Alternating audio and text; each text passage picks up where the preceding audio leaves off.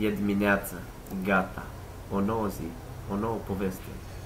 Trebuie să mă grăbesc, imediat începe agitația matinală. Elevi, studenți și, bineînțeles, cumpărăturile de dimineață ale vârstnicilor. Cum să uit de cei grăbiți spre servici? Toți mă așteaptă în stație și mă însoțesc până la destinațiile lor. Sunt tramvaiul 59. Am să vă spun o istorioară auzită de la bunicul meu. Se spune că oamenii au început să se simtă atât de singuri încât nu mai ieșeau din casă, până când un priceput meșter a găsit un răspuns la nevoile societății, construind primul tramvai, care a devenit prietenul oamenilor, unind oameni și locuri, împărtășind trăiri și sentimente, emoții și bucurii, pentru ca mai apoi să le răspândească în tot orașul.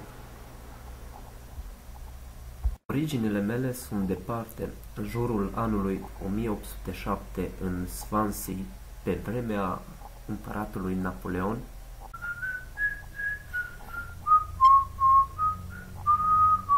sau momentul compunerii Sinfoniei a nouă a lui Beethoven, vreme în care populația globului atinge 1 miliard de locuitori și curiozitatea i-a dus pe oameni până în Antarctica. Urmașii au înlocuit cai cu motoare pe aburi.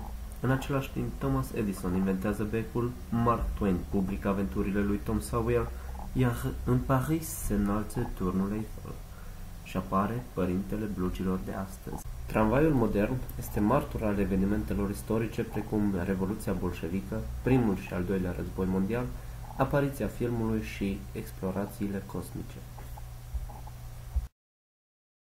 Azi, tramvaiul nu este doar martor al dezvoltării urbane, ci este soluția sustenabilă a problemelor precum traficul, emisiile de gaze cu efect de seră, observator al relațiilor interumane, tinerii ce șoferă în locul vârstnicilor, cupluri care s-au întâlnit prima dată pe tramvai, adolescenți alergând după mine ca să nu întârzie la întâlnirea stabilită.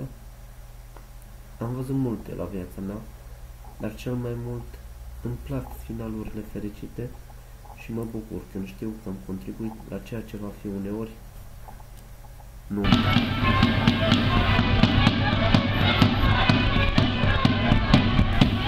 Dacă privim orașul ca pe un organism viu, dacă centrul orașului este inima orașului, dacă parcurile verzi sunt plămânii orașului, sau dacă ferestrele sunt ochii orașului, atunci cu siguranță tramvaiul este sufletul orașului.